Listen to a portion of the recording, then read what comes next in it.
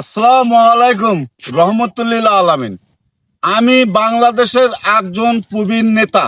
আমার নাম নিয়ামুল বাশার আলম আনসারি। আমি ওআইসি পররাষ্ট্রমন্ত্রী ইসলামিক শান্তি আন্দোলনের একজন অন্তর্দেশীয় শ্রোতা এবং জলবায়ু পরিবর্তনের একজন লিডার। এটা আমেরিকার জন কেরি আমাকে সমর্থন করেছে, কিন্তু ট্যাম এটাকে মানেনি। আমি কোনোদিন এটা বিষয় মানে নেব না। আমি নতুন আমিত্ব কথাটা বলাই আমার ভুল হচ্ছে। মুয়ানা মানুষ ভাই আমিত্ব কথা রসুল বলতে নিষেধ করেছে। ইনশাআল্লাহ জলবায়ুর বিষয়ে উগান্ডা সরকার আমাকে 1 কোটি টাকাতে সহযোগিতা করবে বলে আশ্বাস দিয়েছে। আমি বাংলাদেশকে নতুন মডেলে আখ্যায়িত করব ইনশাআল্লাহ। আলহামদুলিল্লাহ, আমার বাংলাদেশ আমি অলি আল্লাহর বাংলাদেশে রূপান্তরিত করব। এটা আল্লাহর বাংলাদেশ। এই বাংলাদেশ নিয়ে কোনো বিশ্ব পায়তারা করলে তারা কুলাতে পারবে না।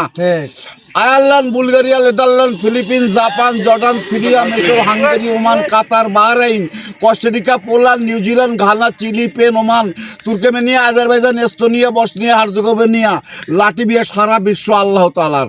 আমি তার বান্দা মনোনীত। আমাকে আশরাফুল মখলুকাত বলে সৃষ্টি করেছে, সৃষ্টির সেরা উপাধি দিয়েছে। বিধায় আমি এগুলোর কথা বলতে পারতেছি, নাতে আমার বলার কোনো সাধ্য ছিল না। আল্লাহ আমাকে বলায়। আমি বর্তমান কামজা জামে মসজিদের খাদেম, আমি মসজিদ দেখাশোনা করি। আর আব্দুর রহমান আমার মুয়াজ্জিন, উনি আজান দেয়। ওনার আজান আমার মনোনীত লাগে। আমি এই বাংলাদেশকে নতুন মডেলে বা নতুন আখ্যায়িত করাবো ইনশাল্লাহ। আল্লাহ যদি আমাকে রহমত করে, আমার কোনো সাধ্য নেই। বিধায় আমি বাংলাদেশকে ওকারুজ্জামানকে বলেছে, ওকারুজ্জামান আমাকে বলেছে সেনাপ্রধান, যে আমরা জনগণের জালমালের নিরাপত্তা নেবে। তাই কি ধরনের নিরাপত্তা দেবে আমি তাকে দেখে নেব। আমি সেনাবাহিনীর সাথে টকশো করবো ইনশাল্লাহ। ওকারুজ্জামান একজন ভালো প্রজেক্টের সেনাপ্রধান। আমি ওনার সঙ্গে তর্ক করতে যাইতে চাই না।